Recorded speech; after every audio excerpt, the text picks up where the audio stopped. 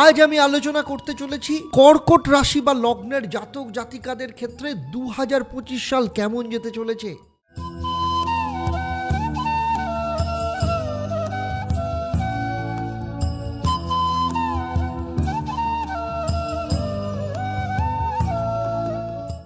নমস্কার, আমি অ্যাস্ট্রো আচার্য দেবদত্ত। অ্যাস্ট্রোনমা আচার্য Debdutta Facebook page এবং ইউটিউব চ্যানেলে আপনাদের সবাইকে স্বাগত জানাই। হ্যাপি নিউ ইয়ার আপনাদের সবাইকে। 2025 সাল অত্যন্ত ভালোভাবে কাটুক। যত দুঃখ কষ্ট গ্লানি যা কিছু সহ্য করেছেন 2024 অবধি, 2025 সাল যেন আপনাদের জীবনে সফলতাতে ভরে যায়। আজ আমি আলোচনা করতে চলেছি কর্কট রাশি বা লগ্নের জাতক জাতিকাদের ক্ষেত্রে 2025 সাল কেমন যেতে চলেছে। অর্থাৎ 2025 সালে আপনাদের শরীর স্বাস্থ্য, আপনাদের অর্থ, আপনাদের পরিবার, আপনাদের সন্তান, বিদ্যা শিক্ষা, কেরিয়ার, ব্যবসা, আপনাদের লাভ লাইফ, বিবাহ, বিবাহিত জীবন প্রভৃতি বিষয় নিয়ে আমি খুঁটিনাটি আলোচনা করব। শুধু তাই নয়, এর সাথে থাকবে আপনাদের জন্য একটা প্রশ্ন। যারা সঠিক উত্তর দেবেন তাদের জন্য কি সারপ্রাইজ থাকবে সেটাই পর্বের শেষে আপনারা জানতে পারবেন। তাই চলুন শুরু করি 2025 সাল আপনাদের কেমন যেতে চলেছে। তবে শুরু করার আগে বলবো, অবশ্যই ইউটিউব চ্যানেলটাকে সাবস্ক্রাইব করার সাথে সাথে নোটিফিকেশান বেল আইকনটাকে প্রেস করুন। আর ফেসবুক পেজে দেখলে পেজটাকে অবশ্যই লাইক এবং ফলো করুন। চলুন তাহলে দেখে নিই যে 2025 সাল যখন শুরু হবে তখন কর্কট রাশি বা লগ্ন সাপেক্ষে নবগ্রহের অবস্থান কীরকম থাকবে। যদি এই চার্টটাকে দেখি তাহলে দেখব আপনাদের রাশি বা লগ্নেই কিন্তু মঙ্গল অবস্থান করছে এবং মঙ্গল বর্তমানে নিচস্থ অবস্থায় রয়েছে। এরপরে মঙ্গল বক্রী হবে হয়ে আপনাদের দ্বাদশ স্থান অর্থাৎ মিথুন রাশিতে চলে যাবে। তারপর আবার চলে আসবে আপনার কর্কট রাশিতে, সেখান থেকে আবার মঙ্গল চলে যাবে সিংহ রাশিতে। ফলে মঙ্গলের এই পরিবর্তন আপনার জীবনে কিন্তু খুব বড় প্রভাব নিয়ে আসতে চলেছে। তার উপরে 2025 অর্থাৎ 2025 মানে হচ্ছে 9-এর সংখ্যা। 2025 হচ্ছে মঙ্গলের বছর। ফলে মঙ্গলের একটা প্রভাব আপনার জীবনে ভীষণভাবে থাকবে।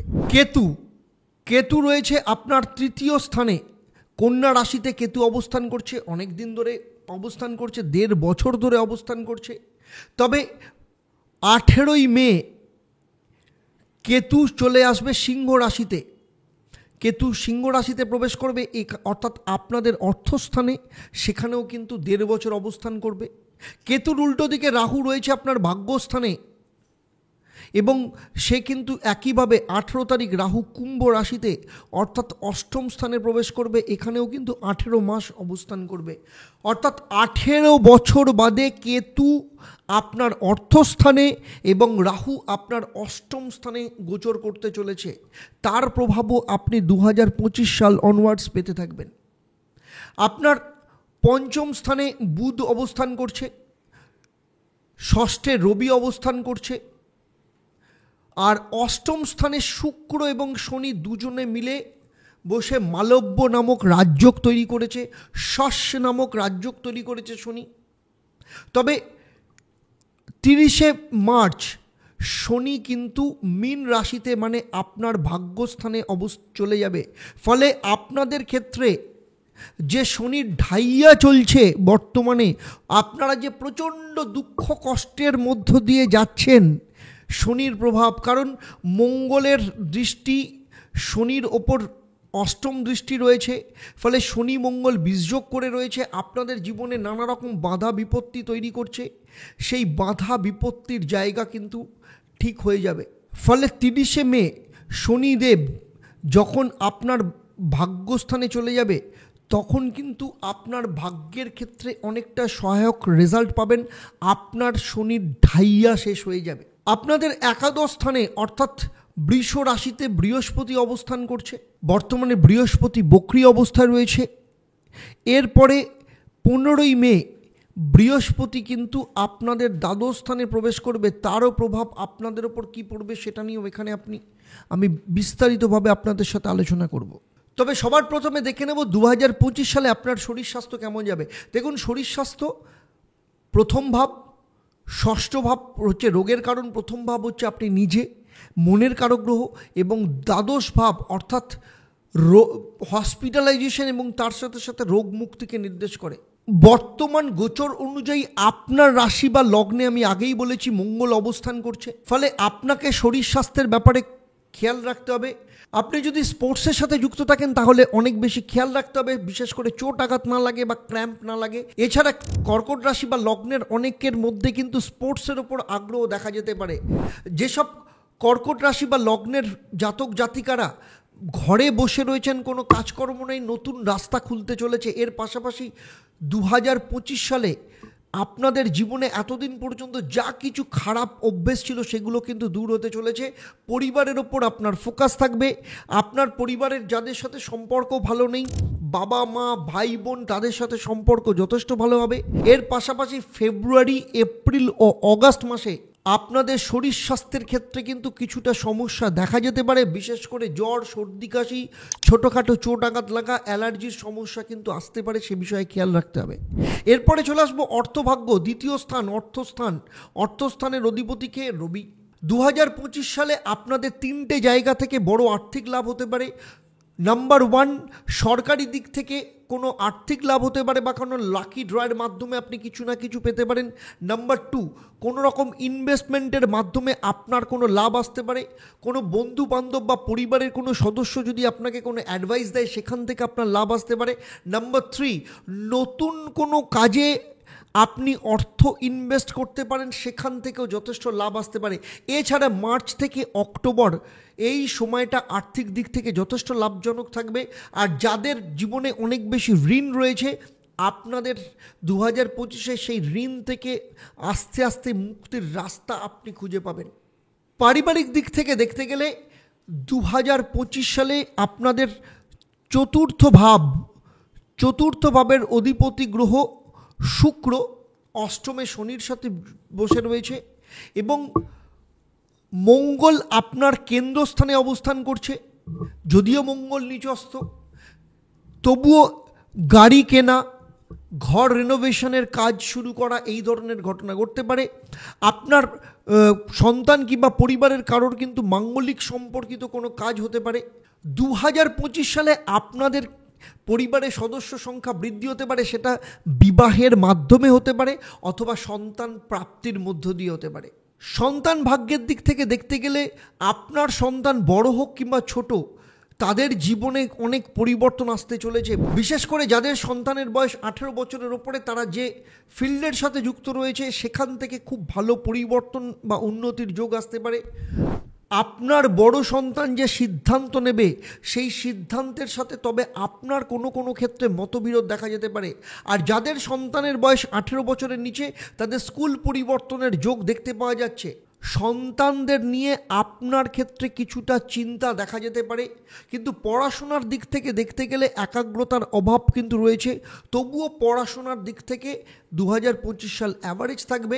যদি গ্রহের গোচরের দিকে দেখা যায়, তাহলে ষষ্ঠভাবে রবি অবস্থান করছে, ফলে আপনার জীবনে কোনো আইনি মামলা যেগুলো চলছিল 2025 সালের আগে, সেগুলো কিন্তু ঠিক হয়ে যাবে। বিবাহ ও বৈবাহিক জীবনের ক্ষেত্রে বলবো, যাদের এখনও পর্যন্ত বিয়ে হয়নি, সপ্তম স্থান থেকে বিবাহকে নির্দেশ করে। সপ্তম স্থানের অধিপতি গ্রহ বর্তমানে অষ্টম স্থানে শুক্রের সাথে মালব্য যোগ তৈরি করেছে, ফলে যাদের বিয়ে হয়নি তাদের বিয়ের যোগ আসতে পারে। বিশেষ করে ফেব্রুয়ারি থেকে ডিসেম্বর মাস অবধি বিবাহের প্রবল যোগ রয়েছে। এর পাশাপাশি আপনার স্বামী বা স্ত্রীর তার পরিবারের দিক থেকে কোনো মাঙ্গলিক কাজ সম্পন্ন হতে পারে। আপনার শ্বশুর শাশুড়ির সাথে তবে মতভেদ দেখা দিতে পারে, পারিবারিক দিক থেকে সমস্যা হতে পারে, কিন্তু আপনাদের দুজনের মধ্যে সম্পর্ক যথেষ্ট ভালো থাকবে। আপনার স্বামী বা স্ত্রীর সাথে বিদেশ যাত্রা যোগ রয়েছে, নদী বা সমুদ্রে ঘুরতে যাওয়ার যোগ দেখতে পাওয়া যাচ্ছে। আর নবম স্থানে রাহু অবস্থান করছে, ফলে বিদেশ সম্পর্কিত কোনো কাজকর্ম যদি আপনার স্বামী বা স্ত্রী করতে চান, সেক্ষেত্রে কিন্তু অসফলতা দেখা যেতে পারে, সে বিষয়ে কিন্তু একটু সতর্ক থাকতে হবে। কর্মভাগ্যের দিকে দেখতে গেলে আপনারা চাকরি করুন কিংবা ব্যবসা করুন, যাই করুন না কেন, 2025 সাল যদি দেখা যায়, তাহলে আপনাদের কর্মভাবের অধিপতি গ্রহ হচ্ছে মঙ্গল, আর সে কিন্তু আপনাদের নিজেদের রাশিতে অবস্থান করছে এবং যে কারণে ক্ষেত্রে বছরের শুরুতে জানুয়ারি থেকে অক্টোবর অবধি কোনো বড় ডিল আপনি পেতে পারেন। এই সময় বড় কোনো দায়িত্ব আপনার কাঁধে আসতে পারে। আপনি যদি চাকরি করেন তাহলে টিমের নেতৃত্ব আপনার হাতে আসতে পারে, অর্থাৎ আপনি আপনার প্রমোশনের মাধ্যমে আপনি টিম লিডার হতে পারেন। যদি আপনি রাজনীতি করেন তাহলে রাজনীতিতে পদোন্নতির যোগ দেখতে পাওয়া যাচ্ছে, আপনি কোনো বড় পদ পেতে পারেন। ব্যবসার ক্ষেত্রে কোনো কোম্পানির সাথে মিলে আপনি কাজকর্ম শুরু করতে পারেন। এছাড়া টেকনিক্যাল অনেক বিষয় আপনি পরিবর্তন করতে পারেন। নতুন কোনো মেশিন আপনি কিনতে পারেন, অথবা আপনার বিজনেসকে পুরোপুরি টেকনিক্যালি সাউন্ড করে নিতে পারেন এবং নেক্সট লেভেলে নিয়ে যেতে পারেন, সেই রকম যোগ দেখতে পাওয়া যাচ্ছে। সুতরাং ব্যবসায়ীদের ক্ষেত্রে 2025 যথেষ্ট ভালো যেতে চলেছে। কর্কট রাশি বা লগ্ন নিয়ে আমি এতক্ষণ যে আলোচনা করলাম তা আপনার জন্মরাশি বা লগ্ন এবং গ্রহদের গোচরের ওপর নির্ভর করে। আর আপনারা জানেন আপনাদের ব্যক্তিগত জন্মছক কিংবা আপনার হাত অথবা আপনার বাস্তু এগুলো সম্পর্কে আমার কোনো ধারণা নেই। যদি থাকতো তাহলে এই ভিডিওতে আমি যা আলোচনা করলাম তা আপনার জীবনের সাথে আরও হুবহু নিখুঁতভাবে মিলে যেত। কর্কট রাশি বা লগ্ন নিয়ে আমার এই আলোচনা আপনাদের কেমন লাগলো অবশ্যই আমাকে কমেন্ট করে জানাবেন। সেই সাথে সাথে প্রচুর মানুষকে শেয়ার করুন যাতে 2025 সাল তাদের ক্ষেত্রেও ভালো যেতে পারে। আর কমেন্ট যখন করবেন অবশ্যই কমেন্টের ক্ষেত্রে লিখে দেবেন আপনারা কোথা থেকে ভিডিওটা দেখছেন এবং কতদিন ধরে দেখছেন। যারা আমার এই ভিডিও আমার ইউটিউব চ্যানেলে দেখছেন তাদের বলবো চ্যানেলটাকে সাবস্ক্রাইব করুন এবং নোটিফিকেশান বেল আইকনটাকে প্রেস করুন। আর ফেসবুক পেজে দেখলে অবশ্যই পেজটাকে লাইক এবং ফলো করতে ভুলবেন না। এবারে আসবো আমি এই পর্বের প্রশ্ন। আমি এই পর্বে উল্লেখ করেছি বৃহস্পতি কত তারিখে আপনাদের দ্বাদশ স্থানে প্রবেশ করবে। যারা সঠিক উত্তর দেবেন আপনাদের মধ্য থেকে লাকি ড্রয়ের মাধ্যমে আমি 3 জন সঠিক উত্তরদাতাকে বেছে নিয়ে আপনাদের কিংবা আপনাদের পরিবারের কোনো একজন সদস্যের জন্মছক ও তার সমস্যা নিয়ে পরামর্শ দেব। আর আপনারা জানেন আমার এই পরিষেবা আপনাদের জন্য সম্পূর্ণ বিনামূল্যে থাকে, তবে অবশ্যই আপনাকে লাকি ড্রয়ের বিজেতা হতে হবে। আর এবার থেকে লাকি ড্রয়ের বিজেতা হিসেবে আপনার নাম ঘোষণা করা হবে প্রতি শনি ও মঙ্গলবার লাইভ ফোন ইন অনুষ্ঠানে। তাহলে আজকের মতো বিদায় নিচ্ছি, আবার আপনাদের সাথে দেখা হবে পরবর্তী পর্ব সিংহ রাশি বা লগ্নের জাতক জাতিকাদের নিয়ে। আপনারা আপনাদের পরিবারের সাথে ভালো থাকুন, সুখে থাকুন, শান্তিতে থাকুন এবং নিয়মিত দেখতে থাকুন দেবদর্শন পর্ব এবং আমার লাইভ ফোন ইন অনুষ্ঠান প্রতি শনি ও মঙ্গলবার। নমস্কার।